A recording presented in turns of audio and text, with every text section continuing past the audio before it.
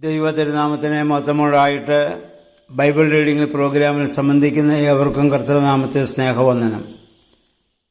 അപ്പോസ്തലനായ പത്രോസ് ശ്ലീഹായുടെ 1-ാം ലേഖനം 4-ാം അധ്യായം.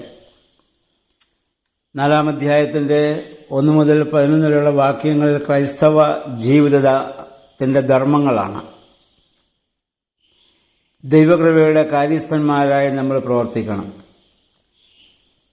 അവിടെ 1-ാം വാക്യത്തിൽ പറയുന്നത്, ശരീരത്തിൽ പീഡനമേറ്റ ക്രിസ്തുവിൻ്റെ മനോഭാവം നിങ്ങൾക്ക് ആയുധമായിരിക്കട്ടെ എന്നാണ്. അതായത് മരണത്തിലൂടെ ജീവനിലേക്ക് നാം കടക്കണം. അത് വിശുദ്ധ മാമോദീസ മൂലം നമുക്ക് സാധിച്ച കാര്യമാണ്. മാമോദീസയിൽ മരണവും ഒരു പുനർജനനവും നമുക്കവിടെ സംഭവിക്കുന്നുണ്ടല്ലോ. അപ്പോൾ കർത്താവ് നമുക്കൊക്കെ വേണ്ടി മരിച്ചതിനാൽ അതേ മനോഭാവത്തോടു കൂടി വേണം ക്രൈസ്തവരായ നമ്മൾ ഭൂമിയിൽ ജീവിക്കുവാൻ. അതായത് ശരീരമോഹങ്ങളെ നശിപ്പിക്കുവാൻ തിന്മകളിൽ നിന്നും നമ്മൾ സ്വതന്ത്രരായിരിക്കണം. ജീവിച്ചിരിക്കുന്ന കാലം മുഴുവനും മാനുഷിക മോഹങ്ങൾക്ക് അടിമപ്പെടാതെ നമ്മെ തന്നെ സൂക്ഷിക്കണം. അരുതാത്തത് ചെയ്യാതെ ദൈവഹിതം അനുസരിച്ചുള്ള പ്രവൃത്തികൾ നമ്മൾ ചെയ്യണം.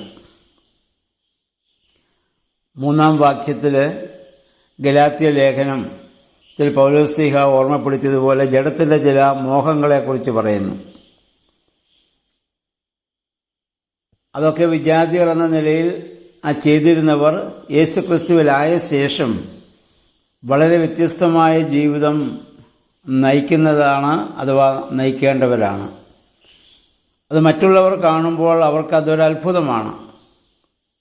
അപ്പോൾ അവരുടെ ജീവിതത്തിൽ ഉണ്ടായ ആ വ്യത്യാസമാണ് ക്രിസ്തീയ ജീവിതം എന്ന് പറയുന്നത്. കർത്താവ് മരിച്ചവരോടും പോയി സുവിശേഷം അറിയിച്ചത് ഇപ്രകാരം വ്യത്യസ്തമായൊരു ജീവിതത്തിലേക്ക് നമ്മൾ പ്രവേശിക്കുന്നതിന് വേണ്ടിയിട്ടാണ്.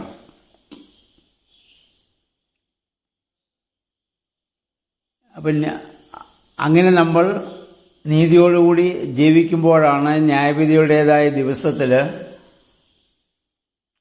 നീതിമാന്മാർക്കുള്ള പ്രതിഫലം നമുക്ക് ലഭിക്കുന്നത്. പിന്നീട് പറയുന്നത്, നമ്മൾ ജീവിക്കുമ്പോൾ വിനയത്തോടും പ്രാർത്ഥനാ സ്വഭാവത്തോടും പരസ്പര സ്നേഹത്തോടും ജീവിക്കാൻ സാധിക്കണം. അങ്ങനെ ജീവിക്കുമ്പോൾ സ്നേഹം നമ്മുടെ പാപങ്ങളെ മറയ്ക്കും. സ്നേഹം പാപങ്ങളെ മറയ്ക്കുമെന്ന് പറഞ്ഞാൽ, സ്നേഹത്തിൻ്റെ മുമ്പിൽ അഹങ്കാരം, അക്രമം, അനീതി, വക്രത, വഷളത്വം, ദുർമോഹം എന്നിങ്ങനെയുള്ള വികാരങ്ങൾക്ക് തലയുയർത്തുവാൻ സാധ്യമല്ല. സ്നേഹമുള്ള ആർക്കും അങ്ങനെയുള്ള ഒരു മനോഭാവം ജീവിതത്തിലുണ്ടാവുന്നില്ല എന്നുള്ളതാണ്.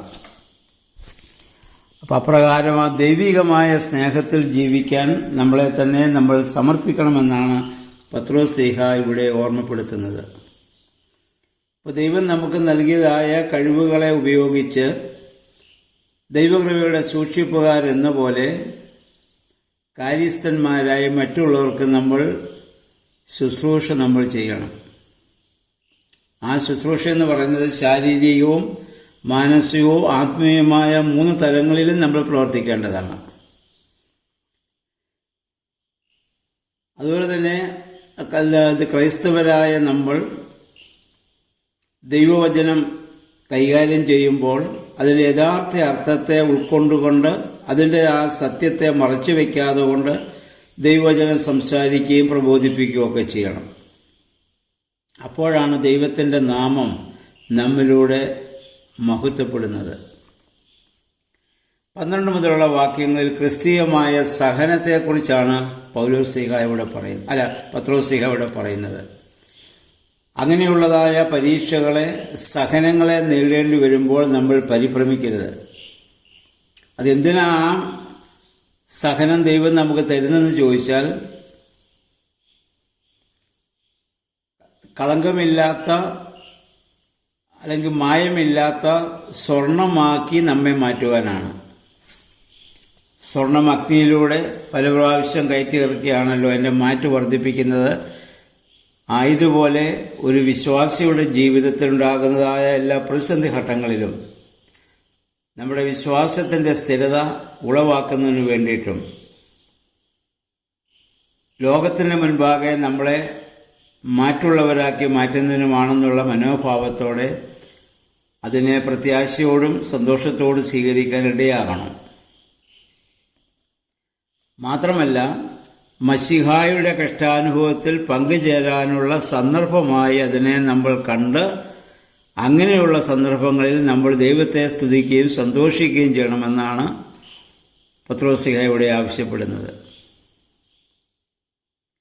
അപ്പോൾ ഈ സഹനത്തിനുള്ളതായ ആ പ്രതിഫലം അത് നിശ്ചയമായും കർത്താവിൻ്റെ വരവെങ്കിൽ നമുക്ക് ലഭിക്കുമെന്ന് അദ്ദേഹം ആ സമൂഹത്തെ ഓർമ്മപ്പെടുത്തുകയാണ്. നിങ്ങൾ ദൈവത്താൽ അനുഗ്രഹീതരാകും,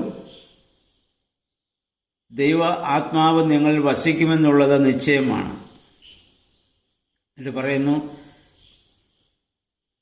ഒരു കൊലപാതകി, ദുർമാർഗി, മോഷ്ടാവ് ആദിയായ പ്രവർത്തിച്ചിട്ട് പീഡനം അനുഭവിക്കുന്നതിനേക്കാൾ ശ്രേഷ്ഠമാണ് നന്മ ചെയ്തിട്ട് നിങ്ങൾ തിന്മ അനുഭവിക്കേണ്ടി വരുന്നതെന്ന്. ഇത് കർത്താവിൻ്റെ ഗിരിപ്രഭാഷണത്തിൽ കർത്താവ് പറഞ്ഞിപ്പം ഈ പത്രോസ്ലീഹ 2-3 കഴിഞ്ഞ അധ്യായങ്ങളിലൊക്കെ ഇത് നമ്മെ ഓർമ്മപ്പെടുത്തുകയുണ്ടായി. അപ്പോൾ ഒരു പീഡകൾ നമ്മൾ സഹിക്കേണ്ടി വരുമ്പോൾ നിങ്ങൾ ഭയപ്പെടുകയോ അത് വിശ്വാസത്തിൽ നിന്ന് പിന്മാറുകയോ ചെയ്യരുത്. കാരണം നിങ്ങളിലൂടെ ദൈവനാമം മഹിമപ്പെടാനുള്ള അവസരമാണത്. അതുകൊണ്ട് അതിനെ സന്തോഷത്തോടെ സ്വീകരിക്കണമെന്ന് പത്രോസ്ലീഹ സഭാവിശ്വാസികളോട് ഇവിടെ ഓർമ്മപ്പെടുത്തുകയാണ്.